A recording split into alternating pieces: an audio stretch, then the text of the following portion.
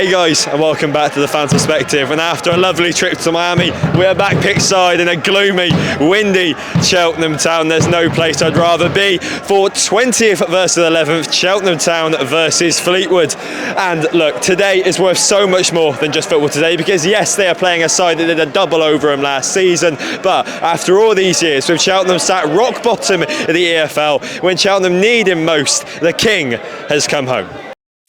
Out of luck, out of time, and slowly running out of hope. But as this new Cheltenham Town era shudders to a start, there is something important to remember. A club never has a future if it forgets its past.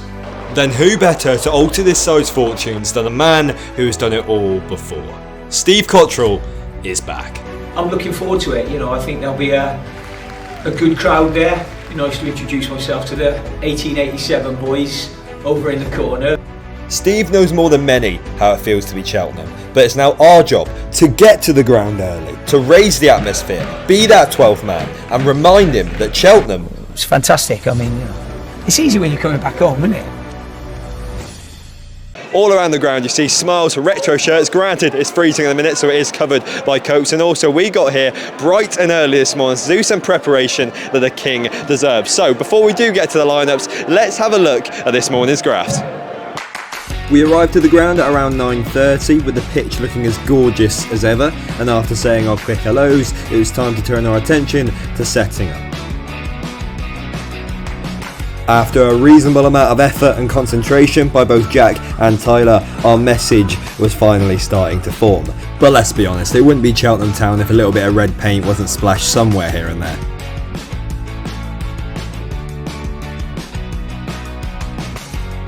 With our job done, it was simply now just about letting it dry. So with these two looking like a comedy sketch going through, how about instead we go over? But let this be proof that it's not just the players that make the match day memorable. Yeah, come on mate, yeah! And your lineup is as follows, with one surprise in there, because before kick-off today we made a new signing. Joe Day in between the sticks, with Jude Boyd and Hanson flanking the two centre-backs of Wilson and sharing the two midfield. In the pivot we've got Young. The player of the month misses out for the new signing, Stevenson. In the 10 you've got Hutchinson with Martin and Archer out wide, and your striker with Angle being sent off and Miller not really up to the standard, we've got Bickerstaff. With new owners and a new manager, it's indisputable that we're entering a new era of Cheltenham Town. But let's see what the fans think. Alright, first things first, what's your thoughts about Cotterill being appointed? Well, I'd say it's better than Flynn, really. Nothing can get worse than what he did. Yeah, after the state we're in, I don't think it could get any worse. But in terms of today itself then, what do you think is going to happen? I say we'll get a draw, maybe like a 2-2 or something like that. I feel like they'll probably lead the game. We'll come back with the draw, and that's about it. I don't see us winning. Fleetwood are strong, but I also don't see us losing. We've got the passion.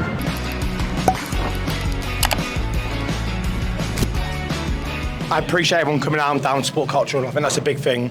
I will say, because the wind's going towards us, it wouldn't surprise me at kick-off if they turn us round. They ever since Flynn said about a year and a half ago that there's a slight uphill incline, they win the toss, they turn us round. So you're interested to see that in your match analysis, but that'll probably happen. And in terms of the actual game itself, do you think we can get something today? You've got to believe we'll get some Sunderland. You've got to believe we'll get some. He's played 4-3-3. Interesting, he's put this new lad Stevenson straight in from the start. Is he match fit? He must be. Cotterill knows what he's doing. I thought Kinsella was a shame. Kinsella dropped out. He's a little workhorse in the middle. But look, Steve Cotterill never lets his team lose by 4, 5 or 7. So I'll go with a win. But it could be a tight one, 1-0, 2-1. Thank you very much. Thank you. Cheers, mate.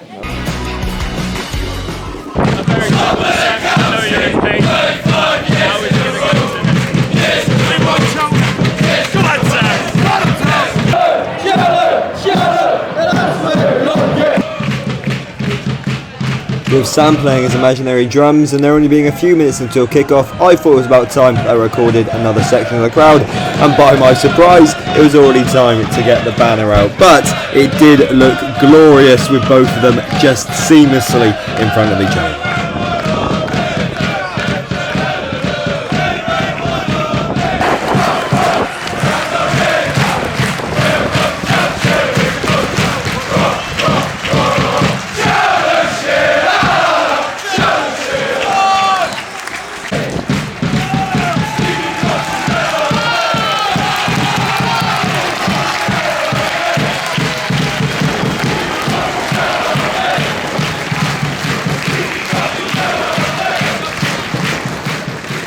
Now with the fans at all four corners of the ground in full voice, it was time for kick-off.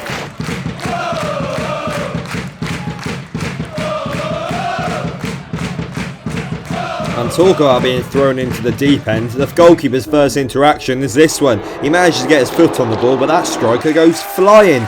Well, you can tell what the fans thought. There's just nothing quite as gracious as hearing the words,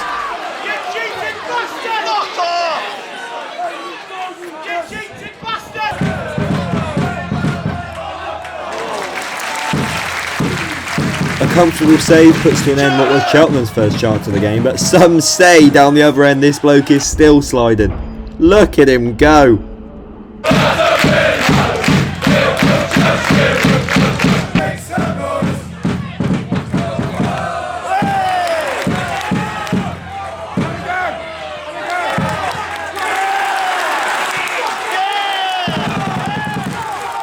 It may have only been a throw-in decision, but it was this that mentally swayed the tide. He was in pure disbelief, and from this, it seemed like they just had an extra boost and had chance after chance, getting so close. How have you not swung a leg at this one?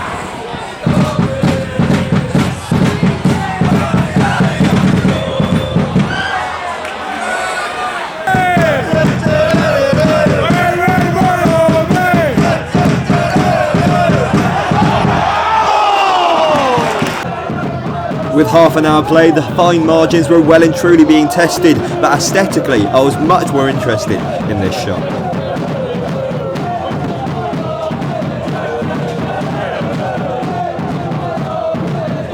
What an angle, by the way!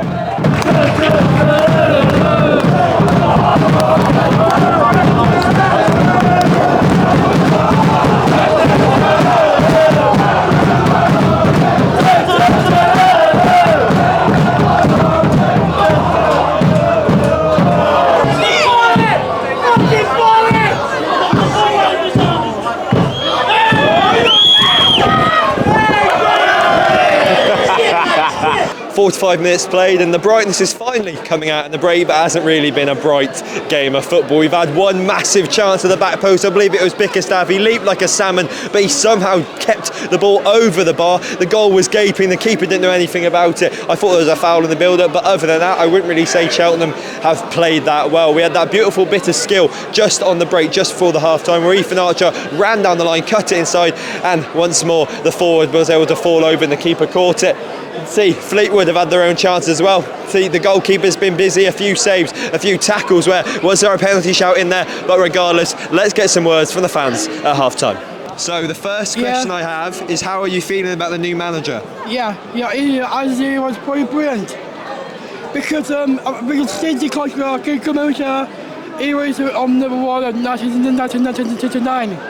And in terms of today, how many goals do you think we're going to score? Do you think we'll win? I could say 3-0. You'll be okay. All right, thank you, man. Cheers. Thank you so much. Thank you. Thank you. You okay? Yeah. Nice to see you. And with that lovely greeting, let's get outside. I'd say we started off pretty brightly, but there's a few chances we got to put them away, haven't we? Yeah, but then they've had the same. There was one that came across the box for them, and number 15, I think it was, or number 10, just completely missed the ball. Yeah. So I think 0-0 is a fair result half time. It's nice to watch us put the ball on the floor and play a bit of football rather than just root one in it all the time. But positive first half, in my opinion. It's been a while since we've been able to actually thread a few passes together, isn't it? Mate, when we put four together around our own box, I was amazed, to say the least. That says a lot about Cheltenham, doesn't it? And do you think we get a goal in the second half? I'd like to think so. I mean, we're shooting towards our own fans, which I'm pleased that Cotterill's come in and decided that first half we're going to shoot towards the away and second half we're going to shoot towards us, because under Flynn, game's gone him doing that. Yeah. But have you got any other thoughts about the current side? Maybe have you seen any big differences? With Stevenson, I think he's added a bit of bite to midfield. He's really similar to Kinsella, so I don't know how Cotterill's going to approach it, whether he's going to play both of them in time. I think with Young, his legs have gone a little bit, so it'll be interesting to see. Because Kinsella recently got Player of the Month. Yeah, he did, yeah. Well, apparently a player missed training this week, so maybe it's Kinsella. Not too sure. But thank you, mate. Thank you, cheers. And after those wise words, I think we've got room for one more. I reckon we could could win this. I got 1-0 now. Yes. I just think it'd be 1-1. 100%. Well, now I reckon we could win this 1-0. I was confident myself a header in the second half. If we're heading it like that. Yeah. He should have got that second header, shouldn't he? Should have. He had the open goal. Yeah, that's right. Yeah. But and if we were to score one last thing, who do you think bags the goal? Who do you think scores for us? I'm going to go all out and say Archer. Okay. Yeah. He's had a good game. Yeah. I reckon he deserves to have a go now. Yeah. Yeah. Well, thank you, mate. No, thank you very much. Enjoy the game. Cheers.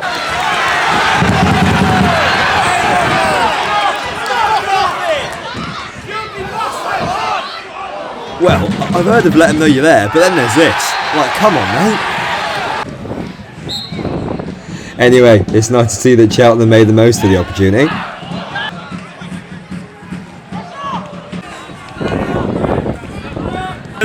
Sometimes in the crowd you ask yourself, why has the game been stopped? And it slowly settles in that you're in the EFL because the Linos flag broke.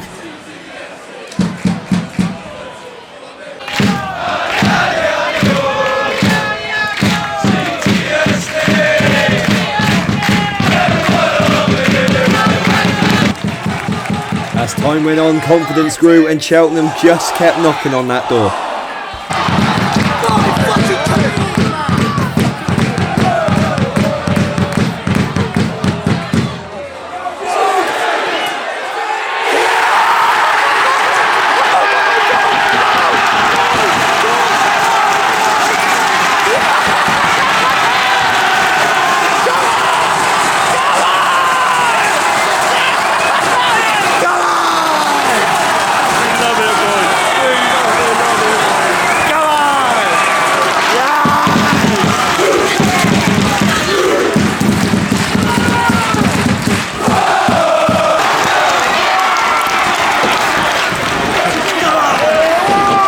An unbelievable finish after fixing his feet, and I've not even recovered from the first goal, but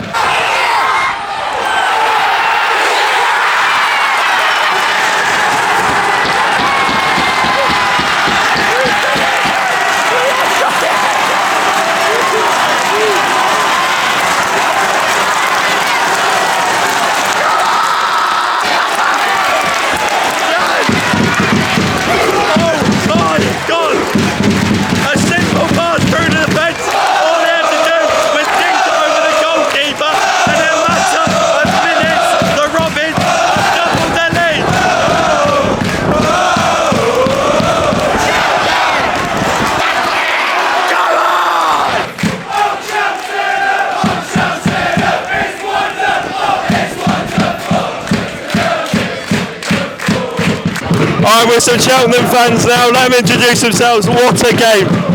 Hi, my name is Eddie and I think the final score's going to be 3-0. Come on. My name's Tony and I think the final score's going to be 4-0. Come on, Cheltenham.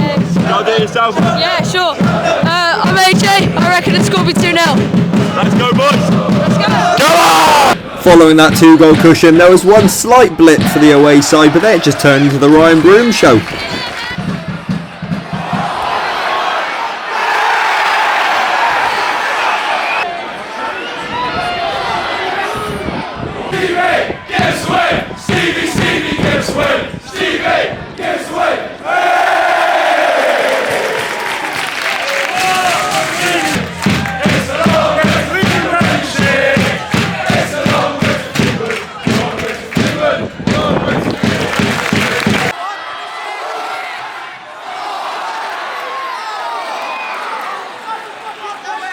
Two goals up, fighting for every ball. I couldn't believe it. These were the only words I could fathom.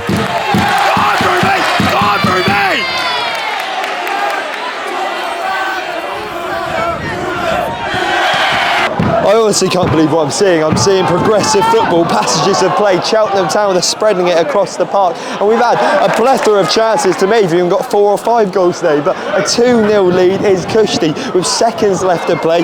Fleetwood, the mood looks flat, and I don't think I've celebrated like that in many years. It even ran straight to me. That's probably the best clip I've got on this channel, in all fairness. Yeah, I'm ecstatic, and with the full-time whistle looming, it looks like Cheltenham Town have got the first win in a while.